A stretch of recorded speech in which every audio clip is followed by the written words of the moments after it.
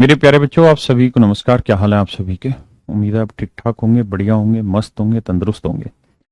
मेरे दोस्तों, आप सबके लिए खुशखबरी है। ऐप कैरियरविल ऐप पर ऑनलाइन टेस्ट सीरीज स्टार्ट कर दी गई है सीजीएल प्री के लिए।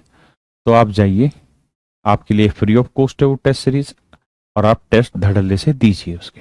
ठीक है, प्रैक्टिस करिए। आइए, आज मेरे बच्चों हम पार्टनरशिप कंप्लीट कर लेंगे और फिर हम रेशियो के ना प्रपोर्शन के कुछ क्वेश्चन लेने वाले थे। देखिए मेरे दोस्त, पार्टनरशिप पे साझेदारी में जो सवाल पूछे जाते हैं,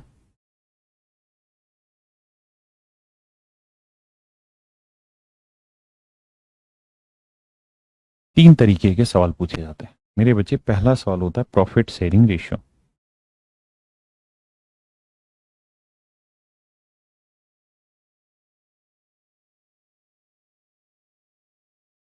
प्रॉफिट शेयरिंग रेशियो हिंदी में मेरे प्यारे बच्चों इसे कहते हैं लाभ बंटन अनुपात।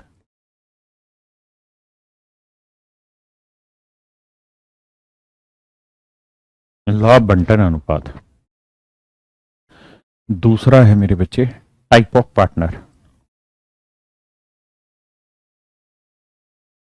हिंदी में इसे कहते हैं साझेदारों के प्रकार।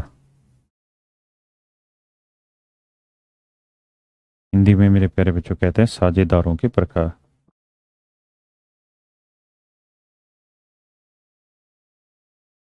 ये प्रकार,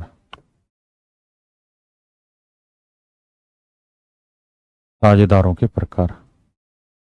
और तीसरा है मेरे प्यारे बच्चों क्या? Sum ratio based logic question. Based logic question. Logic question या लॉजिकल क्वेश्चन। मेरे प्यारे बच्चों, इस बात का अर्थ यह है कि अनुपात आधारित कुछ लॉजिकल क्वेश्चन है जो पार्टनरशिप में पूछे जाते हैं।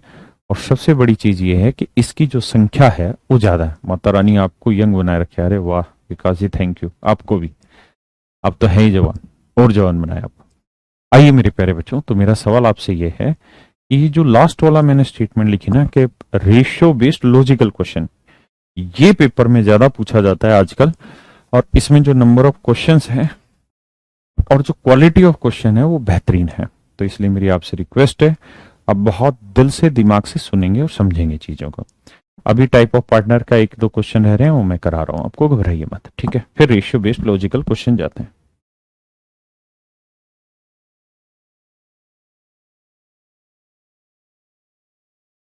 करिए। ये टाइप ऑफ पार्टनर का एक क्वेश्चन था। मींस 2018 में आया हुआ सवाल है। One of the finest question I ever had. आप करें इसे एक बार।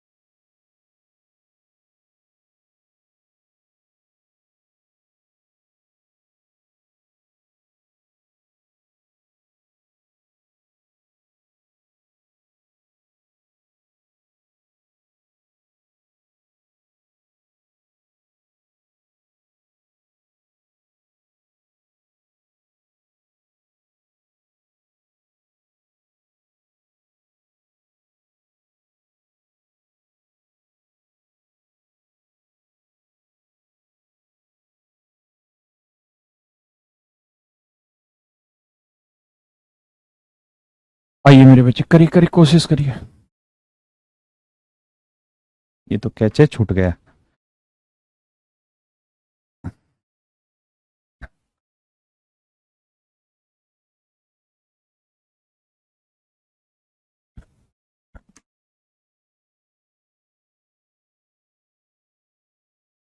आइए मेरे दोस्तों, बहुत ही खूबसूरत सवाल आपकी नजर पेश किया गया है।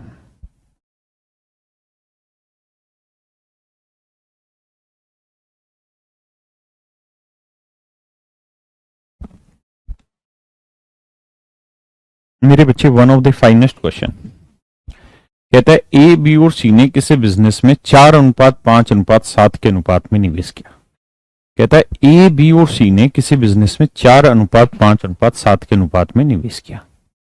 ठीक है, ए बी और सी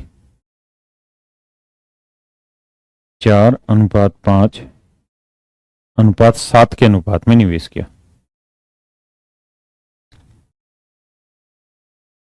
4:5:7 के अनुपात में निवेश किया। सी मेरे प्यारे बच्चों स्लीपिंग पार्टनर है, अतः उसका लाभ का हिस्सा उस हिस्से का आधा होगा अगर वह वर्किंग पार्टनर होता। मेरे बच्चे बहुत ध्यान से समझना, सवाल देखते ही गोली मारने वाला है। कहता है ए बी और सी किसी बिजनेस में 3 पार्टनर हैं, 4:5:7 के अनुपात में निवेश किया। सी स्लीपिंग पार्टनर है। अगर मेरे बच्चे पूरे सवाल में ये बात स्पेसिफाई की गई है कि सी स्लीपिंग पार्टनर है, तो इस बात का एक देसी भाषा में अर्थ ये हुआ कि ए और बी वर्किंग पार्टनर होंगे। क्योंकि अगर मेरे बच्चे ए और बी स्लीपिंग पार्टनर होते तो उनके बारे में बताता, लेकिन उसने कहा कि केवल और केवल सी स्लीपिंग पार्टनर है। अगर मेरे प्यारे बच्चों सी स्लीपिंग पार्टनर है, तो इसका अर्थ ये हुआ कि ए और बी वर्किंग पार्टनर है। तो ए और बी वर्किंग पार्टनर और सी स्लीपिंग पार्टनर। कहते थे उसके लाभ का हिस्सा उस हिस्से का आधा होगा अगर वह वर्किंग पार्टनर होता। तो मान लो मेरे प्यारे बच्चों, अगर सारे के सारे वर्किंग पार्टनर होते, if all are working partner, all are working partner, अगर सारे के सारे वर्किंग पार्टनर होते तो क्या होते? तो भैया फिर सारे के सारे ही काम कर रहे हैं और सबके सब पैसा लगा रहे हैं, तो फिर तो कोई फर्क ही नहीं पड़ा सवाल में। फिर तो सीधा अर्थ ही हो जाता कि सर जिस अनुपात में पैसा लगाएंगे उसी अनुपात में प्रॉफिट मिलेगा। यानी ए को 4 यूनिट प्रॉफिट तो बी को 5 यूनिट तो सी को 7 यूनिट प्रॉफिट मिलेगा। हाँ है ना? कहते हैं लेकिन सी स्लीपिंग पार्टनर है और उसे उस हिस्से का आधा हिस्सा मिलेगा अगर वो वर्किंग पार्टनर होता। यानी अगर वो वर्किंग पार्टनर होता तो सी को 7 रुपए मिल रहे होते, लेकिन एक्चुअल में सी है क्या? Sleeping partner. इसलिए मेरे बच्चे सी को अब उसका आधा पैसा मिल रहा है अगर वो वर्किंग पार्टनर होता। तो वर्किंग पार्टनर होता तो इसे 4, इसे 5, इसे 7 मिलते, लेकिन सी वर्किंग पार्टनर नहीं है, सी है मेरे बच्चों स्लीपिंग पार्टनर, इसलिए उसे 7 नहीं, 7 का आधा 7/2 मिल रहा है। इसे पूरा 5 ही मिलेगा, इसे पूरा 4 ही मिलेगा। यानी एक्चुअल में प्रॉफिट का जो डिस्ट्रीब्यूशन है वो 4:5:7/2 की रेशियो में हो रहा है।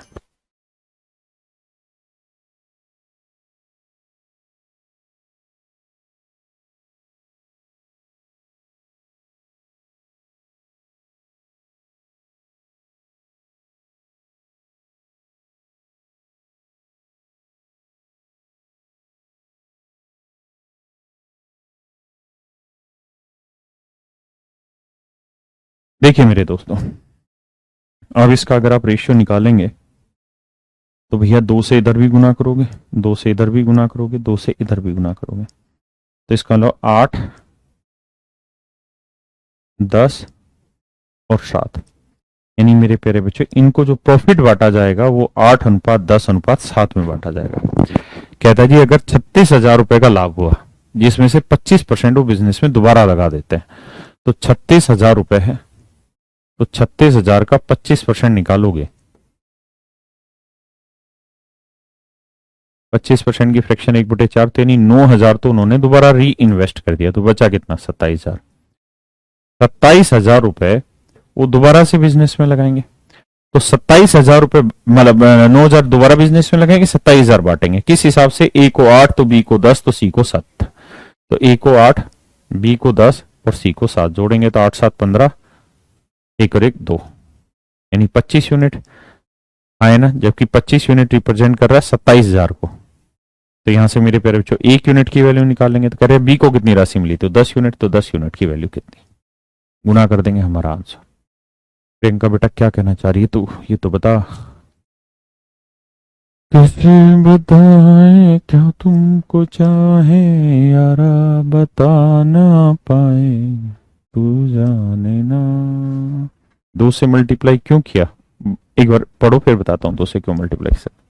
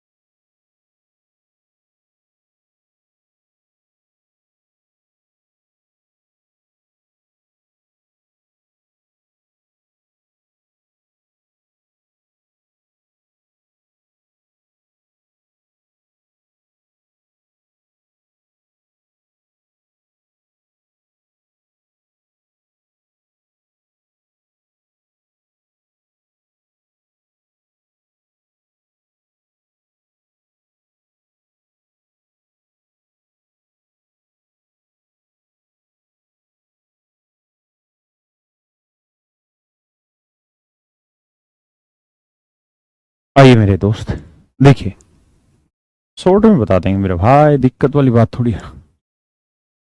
देखो शिवम भाई, कहानी ये है कि सवाल में ऐसे कह रहा है कि ए बी और सी तीन पार्टनर है। तो जब तीन पार्टनर हैं तो कहता है कि वे प्रॉफिट को जिस रेशियो में बांट रहे हैं उसी रेशियो में बांटेंगे अगर वे सारे के सारे वर्किंग पार्टनर होते, है ना।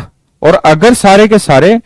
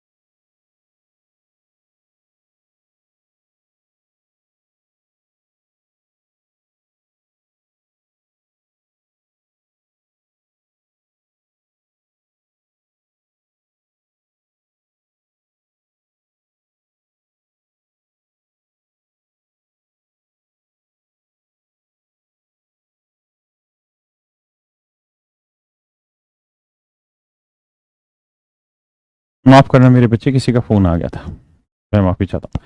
हाँ, सवाल ये है, कहता है कि ए बी सी अगर तीनों वर्किंग पार्टनर होते तो भी उनको कैपिटल रेशियो में पैसा मिलता, तीनों स्लीपिंग पार्टनर होते तो भी कैपिटल रेशियो में प्रॉफिट मिलता। दिक्कत तो तब आती है जब पार्टनर्स के वर्किंग का नेचर बदल जाता। अब कह रहा है कि सी जो है वो स्लीपिंग पार्टनर है और उसको प्रॉफिट में उतने हिस्से का आधा हिस्सा मिलेगा जितना वो वर्किंग पार्टनर होता। तो वर्किंग पार्टनर होता तो मान लो 7 यूनिट मिलता, तो स्लीपिंग पार्टनर होगा तो कितना मिलेगा, 7/2। भाई मान लो तीनों के तीनों वर्किंग होते तो ए को 4 मिलता, बी को 5, सी को 7, लेकिन सी कहता वर्किंग नहीं है, स्लीपिंग है, इसलिए उसे उस हिस्से का आधा हिस्सा मिलेगा जो उसे वर्किंग पार्टनर के रहते मिलता। तो अगर वो वर्किंग पार्टनर रहता तो 7 मिलता, उसका आधा 7/2, उसका रेशियो लिया मेरे बच्चे, बांट दिया, बात खत्म हो गई। हाँ है ना। अब बच्चा कह रहा है 9,000 कैसा है, अरे ढक्कन 25 से कम 25, 25 चौक 100, 4 नीम 36, 9,000 कैलकुलेशन से आया। वे तेरे को हाथ पकड़ के समझाएं कैसे आया। अब मेरे बच्चे कुछ बेहतरीन बातों की तरफ चलते हैं।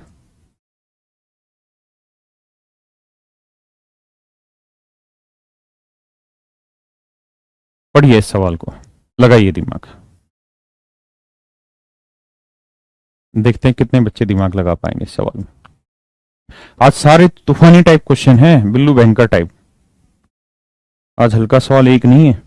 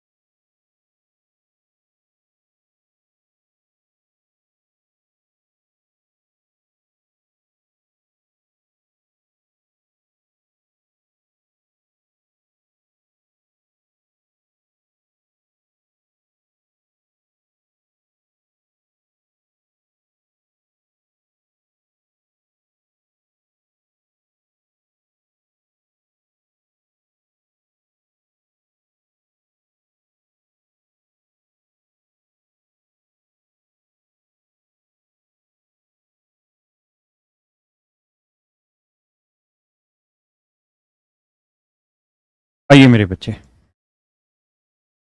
देखिए मेरे दोस्तों,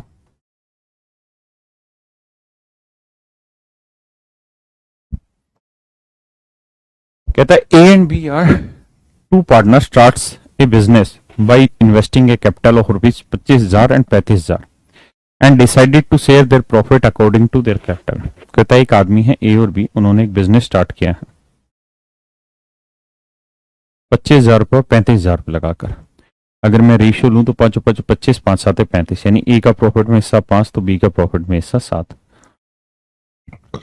यानी मेरे बच्चे अगर टोटल प्रॉफिट 12 यूनिट का है, अगर टोटल प्रॉफिट मेरे बच्चे 12 यूनिट का है तो उसमें ए को 5 रुपए मिल जाते हैं और बी को 7 रुपए मिल जाते हैं और लेके घर निकल जाते हैं और रोज मौज काटते हैं। अब क्या हुआ, कहते जी इसी बिजनेस में शामिल हो गया। किस शर्त पे शामिल हुआ, इस शर्त पे शामिल हुआ कि भैया वो लाभ को बराबर बराबर बांटेंगे, 1:1:1 में बांटेंगे। सी आ गया बिजनेस में और कहा कि जी प्रॉफिट बटेगा इक्वली, सभी में बराबर बराबर बांटेंगे। तो यानी प्रॉफिट तो 12 यूनिट है, लेकिन कह रहा है जी इसे इक्वल बांट दो सब में। तो 12 को 3 हिस्सों में बांटोगे तो 4 इसे मिलेगा, 4 इसे मिलेगा, 4 ही सी को मिलेगा। और यही वो चाह रहा है कि भाई सबको बराबर मिले। तो इसका मतलब सी को भी कितने रुपए मिल गए आपके, 4 रुपए। कहता है ए बी सी 3 पार्टनर हैं, ए और बी बिजनेस में स्टार्ट करते हैं 5:7 के अनुपात में, यानी 12 रुपए प्रॉफिट है। 5 और 7 का जोड़ किया था, 12 है तो 5 ए को मिलेगा, बी को 7 मिलेगा।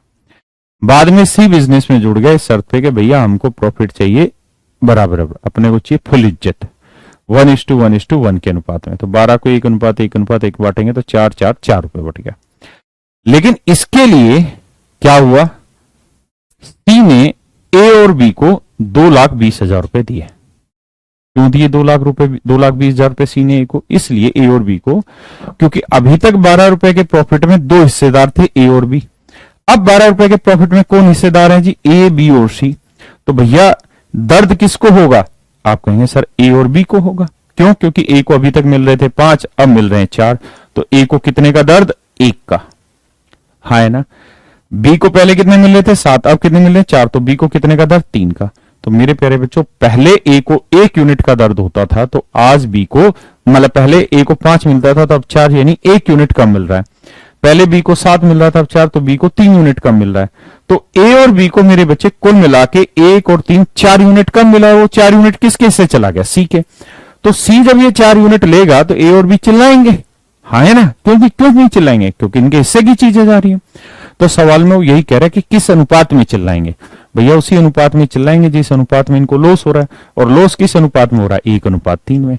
तो सी आया अपनी जेब से 2,20,000 रुपए दिए, कह रहा है चलो बांट लो आपस में। तो सवाल में पूछ रहा है कि ए और बी किस अनुपात में बांटेंगे? मेरे बच्चे 1:3 के ही रेशियो में बांटेंगे।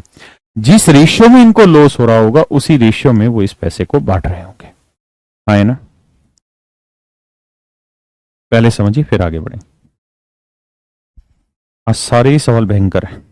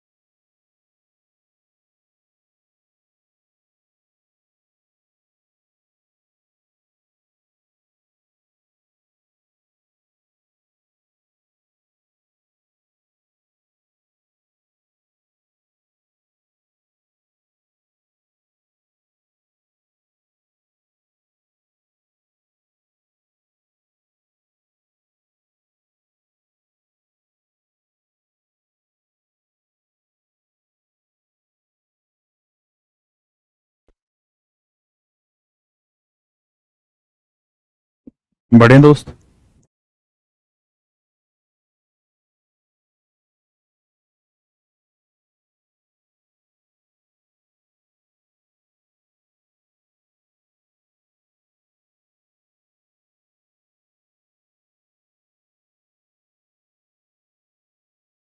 चलिए सेम वैसा ही सवाल है, थोड़ा सा डिफरेंट किया रेशियो को, बनाइए।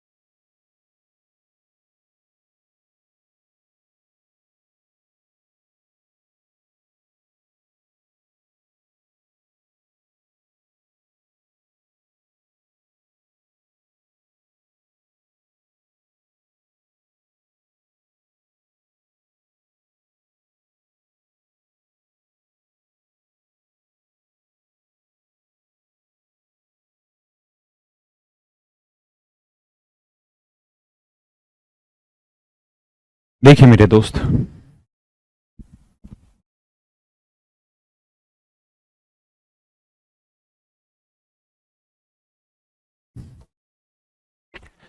कहता है ए व बी ने 32,000 रुपए और 56,000 रुपए की पूंजी के साथ कोई व्यापार शुरू किया। तो अगर मैं रेशियो निकालूं यहां से, तो मेरे बच्चे 8 चौक 32, 8 और 7 56, यानी 4:7 के अनुपात में व्यापार आरंभ किया। यानी 4 और 7 11 रुपए का अगर प्रॉफिट हुआ है मेरे बच्चे, तो उसमें ए का हिस्सा 4 है और बी का हिस्सा 7। अब कह रहा है जी सी इस बिजनेस में शामिल हो गया और वो इस शर्त पर शामिल हुआ कि भैया पैसा बटेगा बराबर बराबर। तो यानी जो 11 यूनिट प्रॉफिट था उसको कह दिया कि जब बांट दो बराबर, तो 11/3 इसको, 11 का तीसरा हिस्सा इसको और 11 का तीसरा हिस्सा ही इसको। तो जब ऐसा हुआ होगा मेरे बच्चे, तो ए और बी को दिक्कत हुई होगी, और सवाल में वो यही पूछना चाह रहा कि इनको दिक्कत कितनी हुई। तो भाई पहले ए को मिल रहा था 4 यूनिट, अब मिल रहा है 11/3 यूनिट, तो दिक्कत कितनी हुई? 3 चौक 12 में 11 गया 1/3, तो इसे दिक्कत हुई 1/3। आए ना मेरे बच्चे? इसे दिक्कत कितनी? पहले मिल रहा था 7, अब मिल रहा है 11/3, तो 3 7 21 में 11 गया 10/3, अब इसे मिल रहा है मेरे प्यारे बच्चों 10/3। अगर आप रेशियो लोगे 3 से 3 काटोगे तो आंसर आ जाएगा मेरे बच्चे 1:10। आंसर क्या आ जाएगा मेरे बच्चे? 1:10। यानी अब ये जो प्रॉफिट में बंटवारा करेंगे ये 1:10 में करेंगे। अब ये मेरे बच्चे प्रॉफिट में जो बंटवारा करेंगे किस रेशियो में करेंगे? 1:10 में करेंगे। हाँ है ना? कौन से प्रॉफिट का? मतलब जो पैसा सी से आएगा, प्रॉफिट का नहीं, जो सी पैसा इनको देगा मदद के रूप में 2,20,000, वो ए और बी किस रेशियो में बांटेंगे? इस रेशियो में बांटेंगे। अब मेरे बच्चे, जैसा मैंने आपको कहा था कि हम थोड़ा खतरनाक सवाल उठाएंगे आज, और उठा रहे हैं। लगाइए बुद्धि।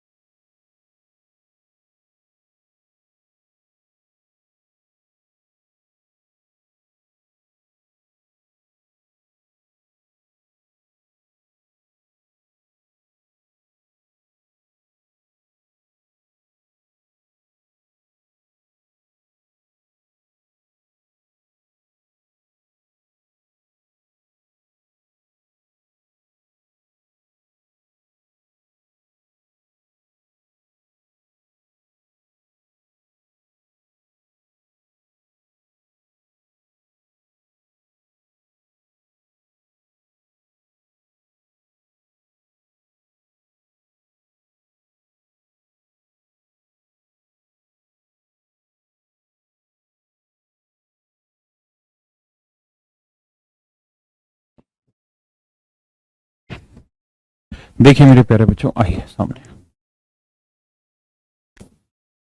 बहुत ही बेहतरीन सवाल।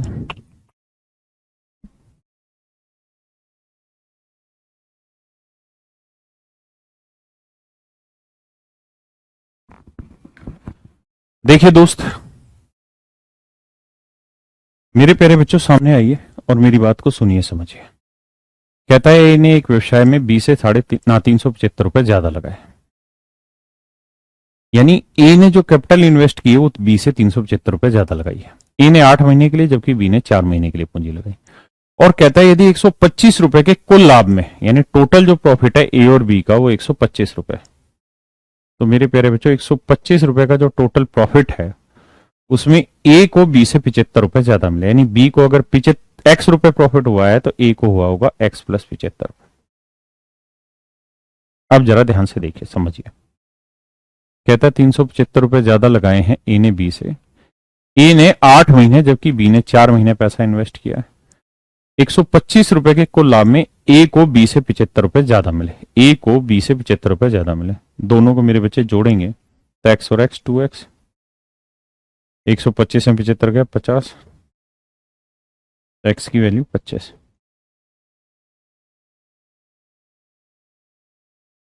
तो बी की वैल्यू 25 है। 25 जमा 75 कितना हो गया? 100। तो मेरे प्यारे बच्चों रेशियो निकालेंगे तो 4:1। इसका मतलब ये हुआ मेरे प्यारे बच्चों कि ए और बी का प्रॉफिट का जो रेशियो है, इन्होंने जो प्रॉफिट बांटा है उस प्रॉफिट का जो रेशियो है वो है 4:1। प्रॉफिट का रेशियो मेरे बच्चे 4:1 है। हाँ है ना? कहता है ए ने जो पैसा लगाया है वो 8 महीने के लिए लगाया, जबकि बी ने जो पैसा लगाया वो 4 महीने के। तो टाइम का रेशियो निकालोगे तो 2:1।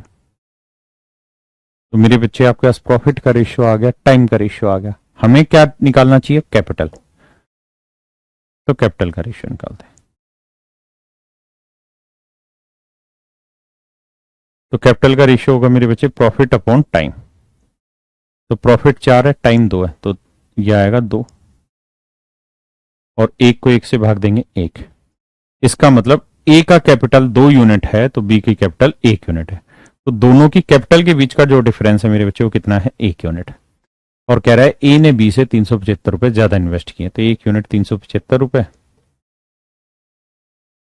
तो कह रहा है ए की पूंजी बताइए, तो ए ने 2 यूनिट लगाया तो बी ने 1 यूनिट, तो 1 यूनिट 375, तो 2 यूनिट कितना? 2 गुना 375। तो मेरे बच्चे 2 5 10, 2 7 14 और 1 15, 2 3 6 1 7, 750 रुपए। यानी ए की जो टोटल इन्वेस्टमेंट है या टोटल कैपिटल वो 750 रुपए। हाँ है ना मेरे बच्चे? Do it please.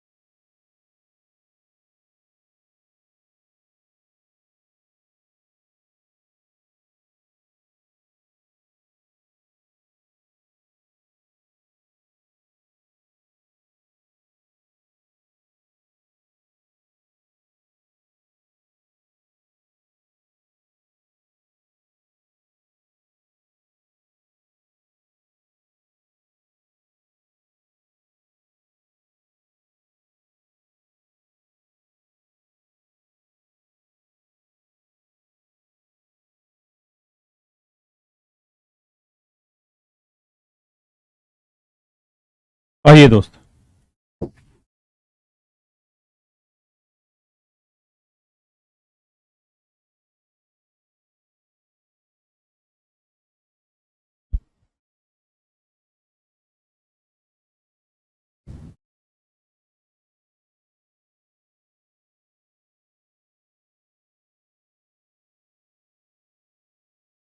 कहता है ए ने बी से 768 रुपए ज्यादा लगाए। मेरे प्यारे बच्चों एक सवाल है, क्वेश्चन में कह रहा है कि एक व्यवसाय में ए ने बी से 768 रुपए ज्यादा लगाए।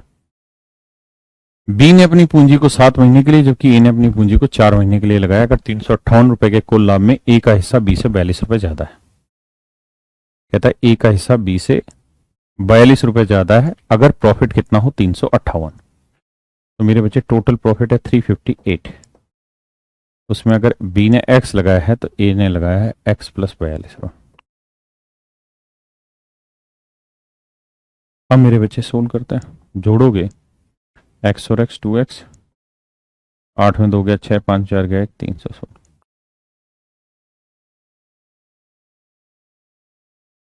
दो एकम 2, कितना बचा? 1 2 5 10 और 2 8 16, 158। तो एक्स की वैल्यू 158, तो बी का हिस्सा 158 है तो 158 और 42 कितना हुआ, 200। अब मेरे प्यारे बच्चों इसका रेशियो लोगे 79 और इसका रेशियो लोगे 100, तो इसका मतलब इनके प्रॉफिट का जो रेशियो आया मेरे बच्चे, ए और बी के प्रॉफिट का जो रेशियो है वो है मेरे प्यारे बच्चों 100:79।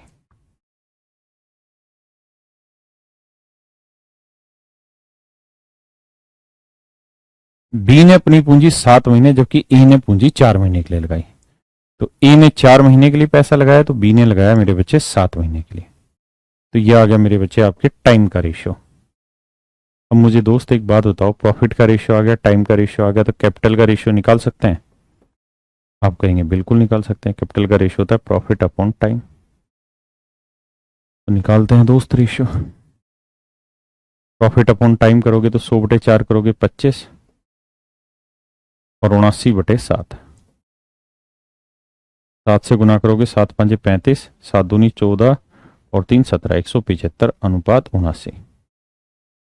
इसका मतलब मेरे प्यारे बच्चों इनकी कैपिटल का जो रेशियो है, इनकी कैपिटल का जो रेशियो 175:79, यानी ए ने 175 यूनिट कैपिटल लगाई है तो बी ने लगाई है 79 यूनिट।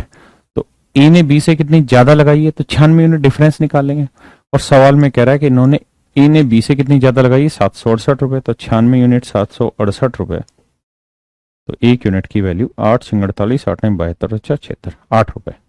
तो 175 यूनिट की वैल्यू गुना 8, 8×5 = 40, 8×7 = 56 और 4 60, 8×8 और 6 14, 1400 हैं। टाटा टाटा टाटा।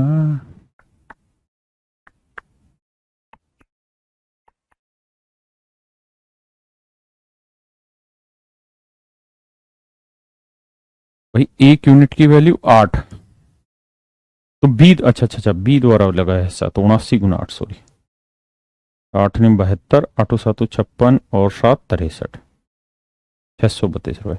यानी मेरे प्यारे बच्चों बी का कैपिटल में कंट्रीब्यूशन 632 है जबकि ए का बैठ रहा है शायद 1400।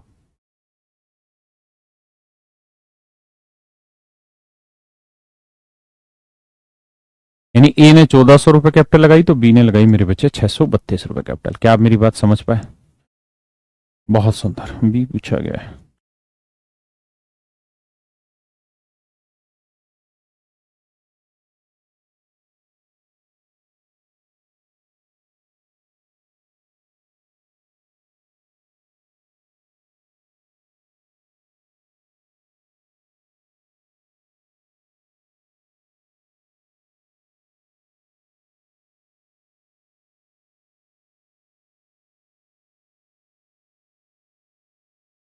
करिए मेरे बच्चे।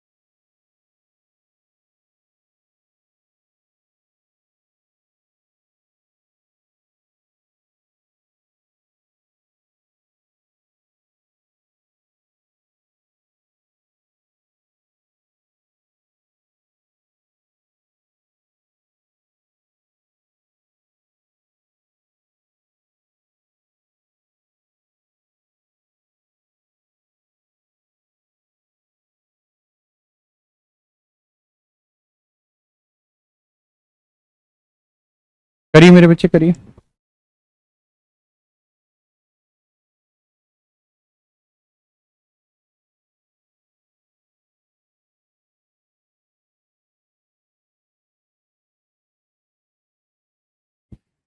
बोलिए, क्वेश्चन निकाल।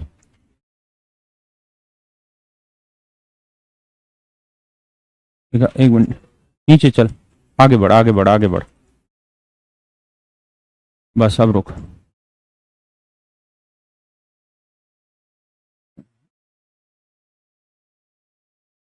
हाँ, ये वाला नहीं है क्वेश्चन। हाँ, इसकी पिंजी बनवा के तुरंत 1 सेकंड में दे दे। 16 नंबर। और इधर उधर मत करिए इस क्वेश्चन को।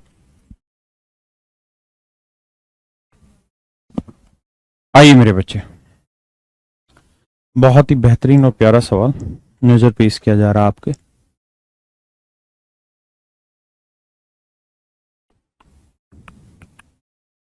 देखो मेरे दोस्त, बात उन दिनों की है जब आप समझदार हुआ करते थे। कहता है ए, बी और सी 3 साझेदार हैं। एक को कुल लाभ का 2/7 मिलता है। वे शेष लाभ बी और सी में बराबर बांटते हैं। कहता है ए को टोटल प्रॉफिट का 2/7 मिलता है। वे शेष लाभ बी और सी बराबर बांट लेते हैं। ध्यान देना। कहता है ए, बी, सी 3 साझेदार हैं। ए को कुल प्रॉफिट का 2/7 मिलता है। मान लीजिए मेरे प्यारे बच्चों, ये ए है, ये बी है और ये सी है। कहता है ए को टोटल प्रॉफिट का 2/7 मिलता है, यानी जो भी प्रॉफिट होगा उसका 2/7 मिलेगा। वे बी और सी बराबर बराबर प्रॉफिट को बांट लेते हैं। जब लाभ 10 से 15% हो जाता है, यानी शुरुआत में रेट ऑफ प्रॉफिट कितना है मेरे बच्चे, 10%, बाद में रेट ऑफ प्रॉफिट कितना हो गया, 15%। अच्छा, ऐसे सवालों में कह रहा है कि उसको टोटल इन्वेस्टमेंट का 10% प्रॉफिट मिला। 10% प्रॉफिट होने का मतलब यही तो है कि जितना लगाया उसके ऊपर 10 रुपए लाभ मिल गया। तो इसका मतलब अगर मेरे बच्चों हमने 100 यूनिट इन्वेस्ट किया था, या 100 यूनिट अगर हमारी कैपिटल थी, अगर मेरे प्यारे बच्चों हमारी कैपिटल 100 यूनिट थी, तो उसका 10% प्रॉफिट हुआ। तो 100 यूनिट का 10% कितना हुआ, 10। तो 10 यूनिट प्रॉफिट हुआ मेरे बच्चे, और वो प्रॉफिट किसने लिया, ए ने। तो जो भी प्रॉफिट हुआ उसका 2/7 ए लेगा। तो प्रॉफिट पहले कितना हो रहा था, 10, तो 10 का 2/7 कितना मिला, तो प्रॉफिट ए का इतना था। अब प्रॉफिट हो गया 15%, तो 100 का 15% कितना हुआ, 15। तो 15 का अभी भी 2/7 ही लेगा भाई। ए तो टोटल जो भी प्रॉफिट उसका होगा, दो मतलब जो प्रॉफिट होगा उसका 2/7 लेगा। तो अगर पहले प्रॉफिट 10 था तो उसका 2/7 इतना प्रॉफिट हुआ। अब 15 हो गया तब इतना हो गया। तो मेरे बच्चे, पहले ए का प्रॉफिट में हिस्सा था 20/7, अब ए के प्रॉफिट का हिस्सा हो गया 30/7। तो ये बताओ ए का अब प्रॉफिट पहले से कितना ज्यादा बढ़ गया। तो आप कहेंगे सर पहले से अब उसे 10/7, एलसीएम लोगे 7 तो 20, 30 में 10 गया, 30 में 20 गया, 10/7, यानी अब उसे 10/7 यूनिट ज्यादा प्रॉफिट मिलेगा। मेरे प्यारे बच्चों, अब उसे 10/7 यूनिट ज्यादा प्रॉफिट मिलेगा। जबकि सवाल में कह रहा है कि अब ए की जो इनकम है वो 240 रुपए बढ़ गई। सिर्फ इतनी बात समझिए, फिर आगे बढ़ेंगे।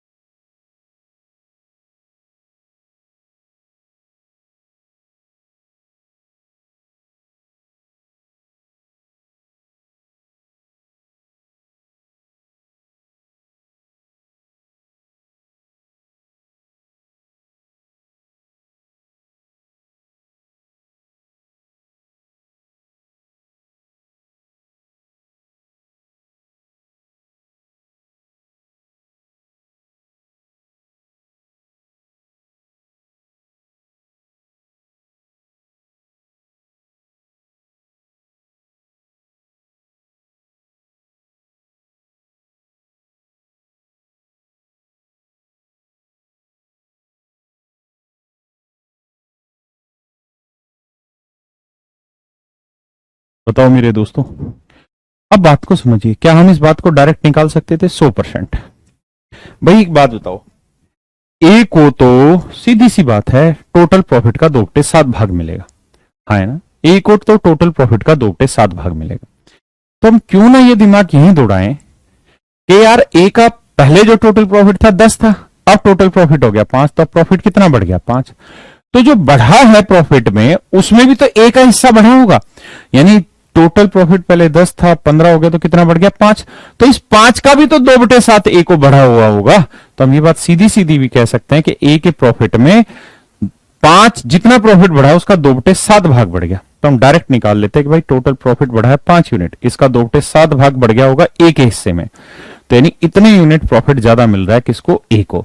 और सवाल में कह रहा है कि ए की इनकम 240 रुपए बढ़ गई, तो इतना यूनिट 240 रुपए। तो मेरे बच्चे एक यूनिट की वैल्यू करोगे तो 240 बटे 5 दूनी 10 है तो 10 यहां बटे वाला 7 प्लेट के ऊपर, ये आएगी मेरे बच्चे एक यूनिट की वैल्यू। ये आएगी मेरे प्यारे बच्चों एक यूनिट की वैल्यू, कितने की, एक यूनिट की वैल्यू। तो अब ये बताइए टोटल कैपिटल कितनी मानी है आपने, तो आप कहेंगे सर हम टोटल कैपिटल माने हैं 100। अगर टोटल कैपिटल 100 यूनिट माने तो एक यूनिट की वैल्यू कितना है भाई, अगर टोटल कैपिटल 100 यूनिट माना है तो इसकी एक यूनिट की वैल्यू कितनी आई, तो आप कहेंगे 240 गुना 7/10, ये आ गई टोटल कैपिटल। ये है मेरे प्यारे बच्चों टोटल कैपिटल, टोटल कैपिटल।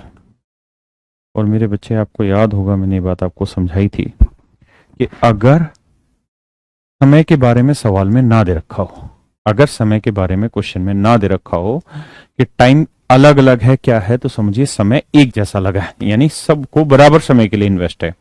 और अगर टाइम सेम हो तो मेरे बच्चे जो रेशियो कैपिटल का होता है वही रेशियो प्रॉफिट का होता है, या जो रेशियो प्रॉफिट का होगा वही रेशियो कैपिटल का हो जाएगा। तो अगर इस पूरी कैपिटल में ए की बात करें तो ए टोटल प्रॉफिट का 2/7 भाग ले रहा है, इसका मतलब अगर टोटल 7 यूनिट प्रॉफिट हो रहा है तो उसमें 2 भाग ए ले रहा होगा, तो बी और सी मिला के कितना ले रहे होंगे, तो आप कहेंगे सर बी और सी टोटल प्रॉफिट का 5/7 भाग ले रहे होंगे।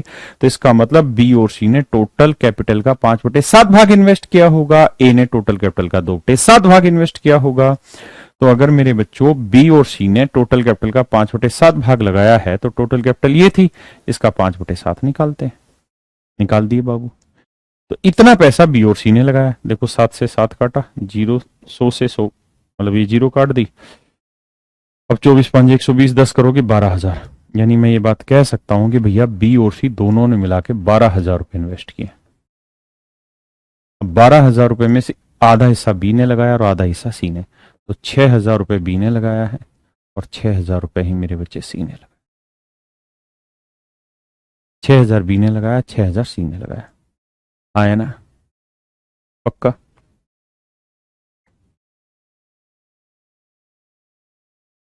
समझो इसे, फिर बिल्कुल हूबहू ऐसा ही क्वेश्चन लगवाता हूं।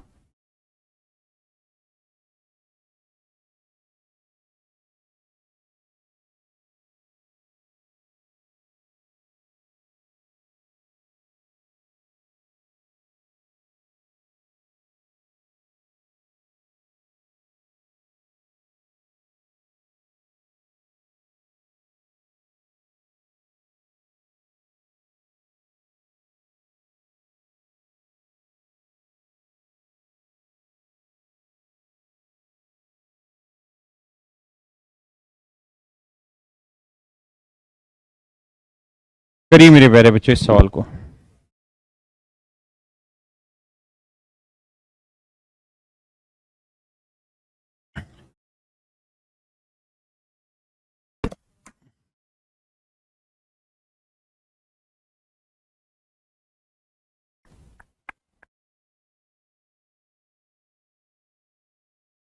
सर जी बटा में 10 ना होगा, काट तो दिए लल्ला हम बटा के 10।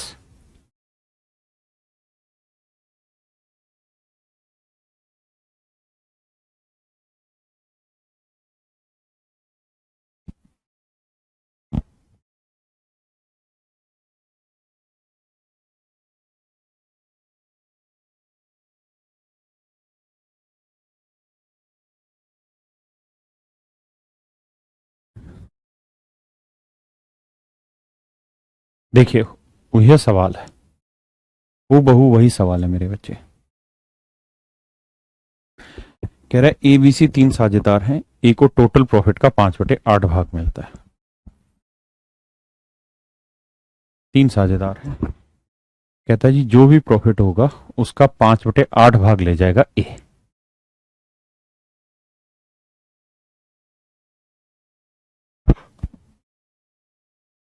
मान लेते हैं मेरे बच्चे 100 यूनिट कैपिटल हमने इन्वेस्ट किया। तो कह रहा है पहले टोटल कैपिटल का 4% प्रॉफिट होता था, अब प्रॉफिट होने लगा 9%। तो टोटल कैपिटल का 4% यानी 4 यूनिट प्रॉफिट, अब 9% यानी 9 यूनिट प्रॉफिट होने लगा। तो मेरे बच्चे यहां प्रॉफिट कितना बढ़ गया, 5 यूनिट। कितना बढ़ गया मेरे बच्चे, 5 यूनिट। तो हम ये भी तो कह सकते हैं कि भाई जितना प्रॉफिट बढ़ा है उसका भी तो बढ़े हुए का भी तो ए का 5/8 हिस्सा बढ़ेगा। तो अगर 5 यूनिट प्रॉफिट बढ़ गया है तो इसका भी तो ए 5/8 हिस्सा उठाएगा, यानी ए की इनकम इतनी बढ़ जानी चाहिए। और इतने यूनिट रिप्रेजेंट कर रहा है 450 रुपए को। आए ना मित्र। तो बाबू मेरे 1 यूनिट की वैल्यू होगी 450/25/8 प्लट के ऊपर। 25 8 200, 25 16 17। पता नहीं यार क्या करवा रहे हो तुम मुझसे, मत काटो। इतनी बात आ गई समझ में, 1 यूनिट की वैल्यू इतनी। तो मैं पूछ रहा हूँ भाई टोटल कैपिटल बताओ, तो टोटल कैपिटल थी 100 यूनिट। 1 यूनिट की वैल्यू इतनी, तो 100 यूनिट की वैल्यू कितनी, गुना करोगे तो 450 × 8/25। हाँ है ना। अब क्या कर रहा है, अब मेरे बच्चों ये बताओ मेरी बात। अगर टोटल कैपिटल का 5/8 भाग ए इन्वेस्ट कर रहा है, प्रॉफिट का 5/8 भाग ए इन्वेस्ट कर रहा है या ले रहा है, तो बी और सी मिलके कितना ले रहे होंगे, 3/8 भाग। क्योंकि 8 में से 5 ए का हिस्सा है तो 3 हिस्सा होगा बी और सी का। तो ये जो टोटल प्रॉफिट है इसका 3/8 निकाल दो। 25 चौक 100, 4×3 12, 12 0, 12×5 = 60, 12×4 = 48 और 6 = 54। इसका मतलब मेरे प्यारे बच्चों बी और सी ने मिलकर 5400 रुपए की कैपिटल लगाई है। अगर दोनों ने मिलकर 5400 रुपए की कैपिटल लगाई है तो बी ने 2700 रुपए इन्वेस्ट किए और सी ने भी 2700 रुपए इन्वेस्ट किए मेरे। ये मेरे प्यारे बच्चों मेरा आंसर आ गया। बस भाई 5400 रुपए बी और सी दोनों ने इन्वेस्ट किए और कह रहा था कि बी और सी बराबर बराबर प्रॉफिट बांटते हैं। तो मेरे प्यारे बच्चों पार्टनरशिप अब आपकी पूरी तरीके से कंप्लीट हो गई। धुआंधार तरीके से पार्टनरशिप के क्वेश्चन की अब आप प्रैक्टिस कर सकते हैं। एक क्वेश्चन रह गया, इसको करिए।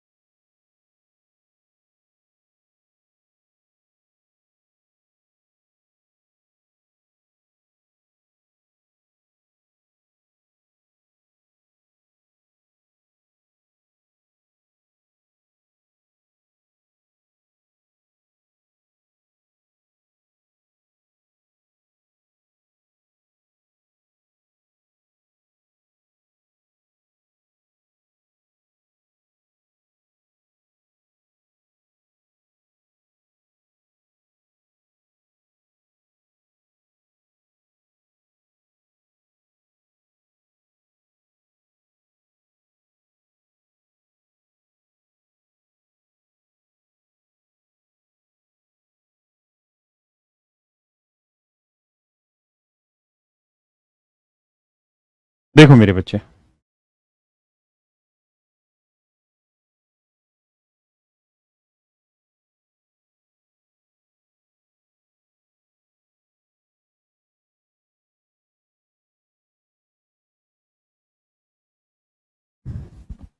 देखिए मेरे प्यारे बच्चों, कहता है ए और बी ने कोई भाड़ा 10 महीने के लिए किराए पर लिया। ए और बी दो आदमी हैं, इन्होंने कोई भाड़ा लिया है 10 महीने के लिए किराए पे। अब एक छोटे से एग्जांपल से समझो रेंट कैसे बांटा जाता है। प्रॉफिट तो आप समझ गए, रेंट कैसे बांटा जाता है। जैसे मान लीजिए ये कोई पेड़ है, ये कोई पेड़ है और इस पेड़ पे बहुत छोटे छोटे आम लगे हुए हैं। एक आम, दो आम, तीन आम, चार आम, पांच आम, ऐसे बहुत सारे आम लगे हुए हैं। ठीक है, मान लेते हैं 1000 आम लगे हुए हैं। कितने आम लगे हुए हैं? 1000 आम लगे हुए हैं। तो दो दोस्त थे, राम और श्याम। इन्होंने भैया इस पेड़ को किराए पे ले लिया। राम और श्याम दोनों ने मिलकर इस पेड़ को किराए पे ले लिया कि भाई ये पेड़ हमें दे दो किराए के लिए, हम इस पेड़ का अब सामान बेचेंगे और प्रॉफिट कमाएंगे और आपको उसके बदले हम किराया देंगे इस पेड़ का। तो मेरे प्यारे बच्चों, मुझे एक बात ये समझाओ कि राम और श्याम अगर दोनों इस पेड़ को किराए पे ले रहे हैं, तो वो जो किराया पे करेंगे, जो रेंट पे करेंगे, वो किस अनुपात में पे करेंगे? जो किराया पे करेंगे वो किस अनुपात में पे करेंगे? क्या इक्वली पे करेंगे, 1:1 में करेंगे, या 2:1 में करेंगे, या 1:2 में करेंगे? कैसे करेंगे? तो आपका जवाब होगा सर, किराए का भुगतान प्रयोग के ऊपर निर्धारित है। प्रयोग के ऊपर निर्धारित है, किसने कितना उसका प्रयोग किया उतना ही किराया देगा। जैसे मान लीजिए ए और बी दो दोस्त हैं और दोनों ने मिलकर एक कमरा किराए पे लिया, रूम रेंट पे लिया। अब मैं कहूं कि बताओ ये इस किराए का भुगतान कैसे करेंगे, तो क्या इक्वली करेंगे? नहीं भाई, बिल्कुल नहीं करेंगे। जिसने जिस हिसाब से यूज किया वैसे करेगा। मान लीजिए 30 दिन के लिए किराए पे लिया है और ए आया मात्र 2 दिन के लिए और बी आया 28 दिन के लिए, तो किराए का अनुपात जितना इन्होंने यूज किया उसी हिसाब से करा जाएगा। ऐसा थोड़ी है कि एक 2 दिन के लिए आ रहा है, एक 28 दिन के लिए आ रहा है, फिर भी किराया इक्वल बांट दे, बिल्कुल नहीं। तो ऐसे ही मेरे बच्चे यहाँ पे जिसने जितने आम तोड़े होंगे उसी हिसाब से किराया भरेगा। मान लो राम ने तो एक ही आम तोड़ा, श्याम इतना तेज था, इसने 999 आम तोड़ लिए। तो इसका मतलब क्या हुआ? तो इसका मतलब मेरे बच्चे ये हुआ कि किस रेशियो में बांटेंगे? जिस रेशियो में इसको यूज कर रहे हैं, यूसेज के हिसाब से बांटेंगे, यानी प्रयोग के हिसाब से बांटेंगे। तो इस सवाल में अगर आप देखेंगे तो ए और बी दो लोग हैं, दोनों ने एक बाड़ा किराए पे लिया है 10 महीने के लिए। कहता है ए ने इसमें 100 गायें लगाई है। कितनी गायें ली हैं? 100 गायें। और कितने महीने के लिए यूज किया? 8 महीने तक 100 गायें चराता रहा। तो कह रहा जी बताइए बी इस बाड़े को कितने दिन के लिए रखे, मतलब 2 महीने के लिए रखेगा बी। तो कितनी गायें रखे? तो मान लेते हैं एक्स गाय रखे। तो ए ने 100 गायें 8 महीने के लिए रखी, तो बी एक्स गाय 2 महीने के लिए रखेगा। तो कहता है इनके किराए का अनुपात ऐसा है कि बी उनमें कितनी गाय रख सकता है कि अगर वह ए से 3/2 गुना ज्यादा किराया देता है, ए से 3/2 गुना ज्यादा किराया, यानी ए अगर 2 किराया देता है तो बी 3 ही ज्यादा। यानी मेरे बच्चे अगर ए ने 2 यूनिट किराया दिया है तो बी ने 3 यूनिट ज्यादा, मतलब कितना किराया दिया है? 5। ए ने 2 यूनिट किराया दिया है तो बी ने 3 यूनिट ज्यादा, मतलब मेरे बच्चे कितना किराया दिया है? 5 यूनिट किराया दिया। हाँ है ना? तो इनके किराए का जो अनुपात है वो 2:5, यानी ए ने 2 दिया तो बी ने 3 फालतू, मतलब 5 किराया दिया। कुछ नहीं करना यार, बेसिक चीज है। अब सोल्व करो भाई, 2 चौक 8, 2 दूनी 4, 5 से 5 दूनी 10, तो एक्स की वैल्यू आएगी 1000। यानी 1000 गाय बी ने रखी होगी तो उसकी किराए में वही पूर्ति होगी जो वो चाह रहा है। ये मेरे प्यारे बच्चों आंसर हो गया। तो इस तरीके से इस पे बेसिकली सवाल पूछे जाते हैं रेंट पे। Partnership topic complete. अब मैं आपको काम करा रहा हूं किस पे? जो थे प्रपोर्शन के क्वेश्चन। एक सेकंड अपना,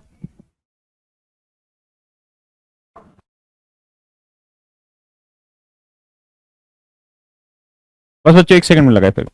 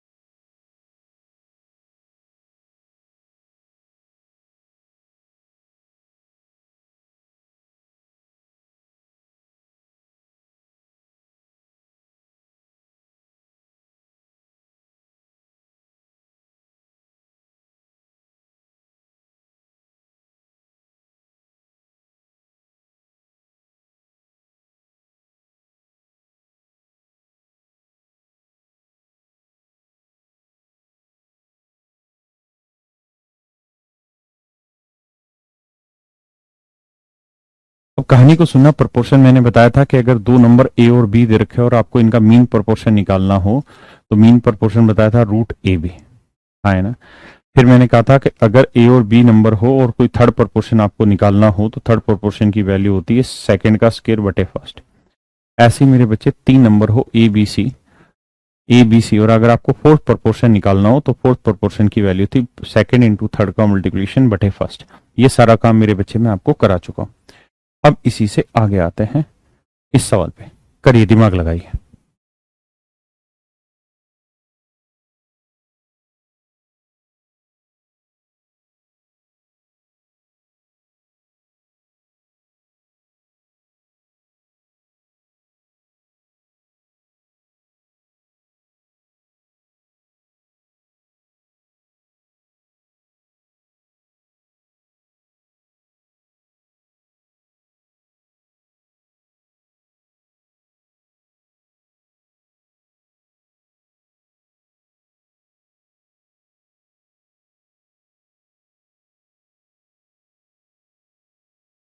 जो कहता है जब x को 9, 15, 21 और 31 में जोड़ा जाता है तो प्राप्त संख्या समानुपात में हो जाती है।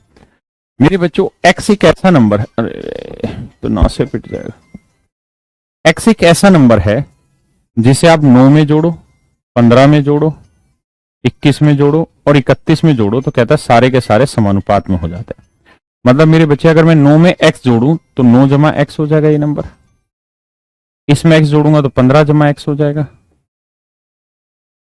तो कहता है इनका जो रेशियो होगा ना वही रेशियो इनका हो जाएगा 21 जमा एक्स जमा 31 जमा एक्स पे।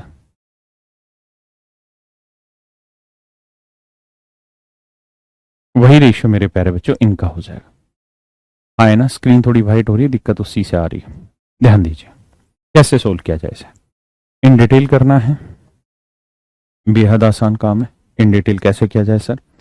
बीच बीच वालों का मल्टीप्लिकेशन, दूर दूर वालों का मल्टीप्लिकेशन करते हैं सर। तो 9 जमा एक्स का मल्टीप्लिकेशन करते हैं किससे? 31 जमा एक्स से। इसको इससे करते हैं तो 15 जमा एक्स का मल्टीप्लिकेशन करते हैं 21 जमा एक्स से, है ना।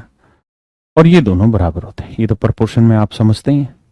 तो ये चीजें तो बताइए ना, नजदीक नजदीक वालों की गुना, दूर दूर वालों गुना। कह रहा है कि x एक ऐसा नंबर है जब 9, 15, 21 और 31 में जोड़ते हो तो प्राप्त संख्या समानुपात में हो जाती है। समानुपात यानी प्रोपोर्शन में, मतलब जो रेशियो इसका इससे होगा वही रेशियो इसका इससे होगा। अब इसे कैसे सोल्व करें? तो एक तो तरीका डिटेल करते हैं, जैसे 9 को 31 से क्या, 9 एकम 9, 9 30 27 जमा 9x, 31 को x से क्या 31x जमा x स्क्वायर, 15 को 15 एकम 15, 15 दूनी 30 और 1 31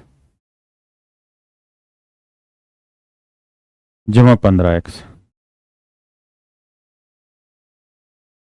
जमा x स्क्वायर। अब जरा ध्यान दे भाई, एक्स स्क्वायर से एक्स स्क्वायर कटा, कोई दिक्कत है जी? नहीं है दिक्कत सर। बाकी कैलकुलेशन करें तो सर 31 और 9 कितना हुआ? 40 और 21 और 15 कितना हुआ सर?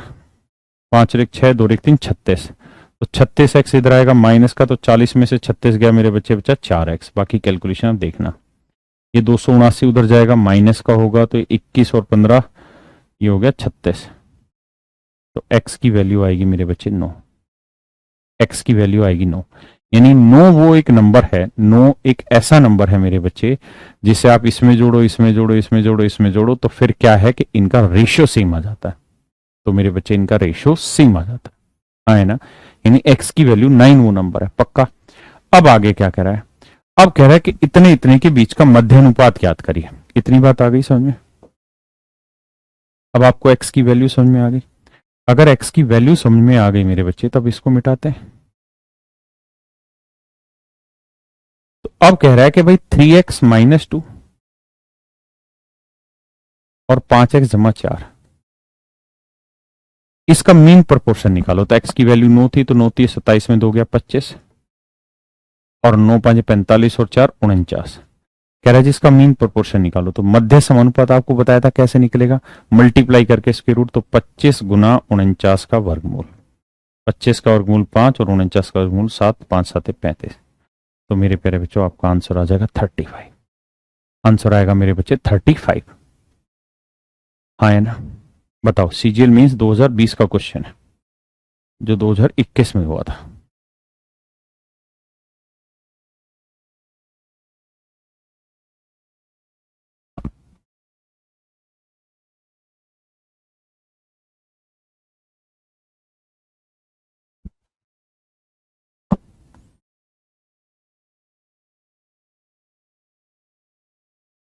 घबराई मत, इसका शॉर्ट भी बताऊंगा। अरे कहाँ है घबरा रहे हो बाबू, जब हमें साथ तुम रहे तो। रुकोगे तब तो कोई बताएगा। एक बार ये बताना तब तक।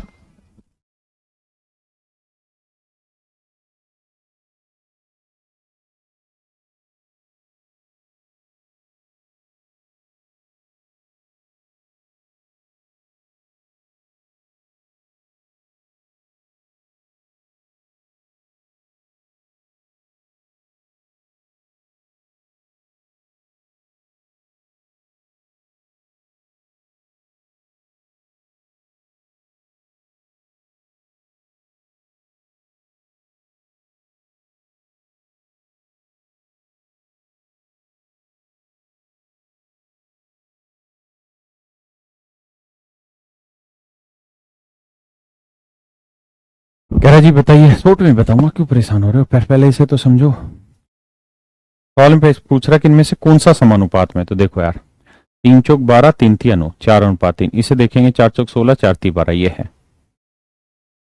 इसे देखें 13 11, ये तो हो ही नहीं सकता। इसे देखें 15 दूनी 30, 15 3 45, 2 3, ये कटेगा ही नहीं, ये भी नहीं होगा। ये तो बिल्कुल ही नहीं, क्योंकि ये 3 5 है, ये भी 3 5 होना चाहिए था।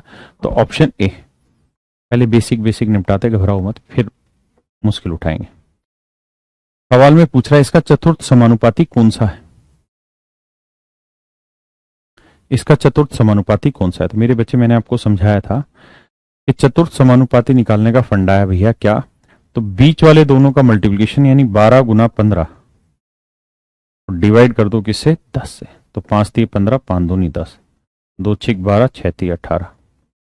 मेरे प्यारे बच्चों इसका फोर्थ प्रोपोर्शन है 18। आपको पढ़ के तो आना ही पड़ेगा ना। इसका कह रहा है 16 और 24 का तृतीय अनुपाती बताइए। तो थर्ड प्रोपोर्शन का क्या फॉर्मूला है, सेकंड नंबर का स्क्वायर, यानी 24 का वर्ग बटे कर देना 16 से। है ना। कह रहा है इसका मध्यानुपातिक ज्ञात करिए। कहते हैं इसका मीन प्रोपोर्शन निकालिए। तो भाई मीन प्रोपोर्शन, अगर दो नंबर है ए और बी, इसका मीन निकालना है, तो मीन का फार्मूला है ए इंटू बी का स्क्वायर रूट। आया ना।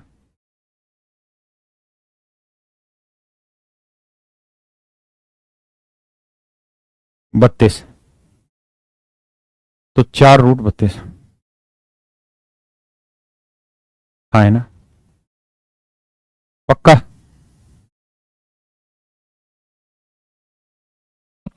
अब मेरे बच्चे इनका मल्टीप्लीकेशन है। आप जानते हैं √32 को हम क्या लिख सकते हैं, भाई √32 को हम ये लिख सकते हैं ना, 16 × 2, तो 16 का वर्गमूल 4√2। अब गुना करेंगे तो देखिए यार, 3 को 12 से करेंगे 36, और 3 को 4 से करेंगे तो 12√2 प्लस 12√2, √2 2 2 चौक 8, तो 36 में से 8 गया मेरे बच्चे, 36 में से 8 गया मेरे भाई, कितना बचा, 28। और 28 को लिख सकते हैं 4 7 28, 2√7। तो मेरे बच्चे option B is your correct answer. Option B is your correct answer. हाँ है ना। बताइए, सवाल में कह रहा है इसका थर्ड प्रोपोर्शन बताइए। थर्ड प्रोपोर्शन का क्या फंडा होगा, 0.2 का वर्ग बटे 0.8। कैलकुलेशन आती होगी, 0.2 का स्क्वायर मतलब 0.2 इंटू 0.2 बटे 0.8। अब देखना दोस्त, पॉइंट से ही पॉइंट हटा, 2 चौक 8। आए ना। अब ये पॉइंट हटाएंगे, बटे क्या करेंगे 10, 2 दूनी 4, तो ये आएगा 1/20, और 1/20 का मतलब हुआ 0.05। आए ना। ये मैंने करा ही दिया।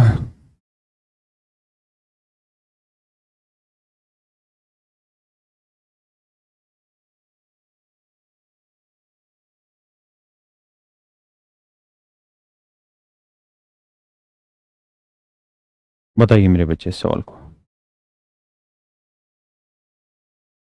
सवाल में कह रहा है 1.8 और 3.2 के बीच का मध्य अनुपात।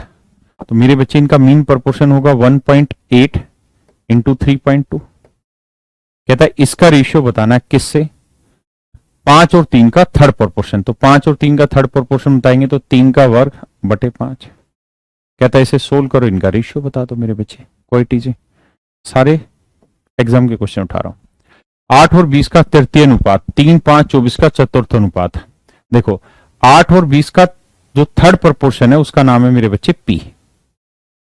पहले एक बार पढ़ो फिर कराता हूं। देखो मेरे बच्चे सवाल में कह रहा है 8 और 20 का थर्ड प्रोपोर्शन। तो थर्ड प्रोपोर्शन क्या होता है, सेकंड वाले का स्क्वायर बटे फर्स्ट। ये तो हुआ मेरे बच्चे थर्ड प्रोपोर्शन यानी पी। अगली बार कह रहा है कि फोर्थ प्रोपोर्शन का नाम है क्यू। वो कैसे निकलेगा, 3 और 5 और 24 है तो बीच आखिरी दोनों का multiplication second into third upon करना पड़ेगा फर्स्ट।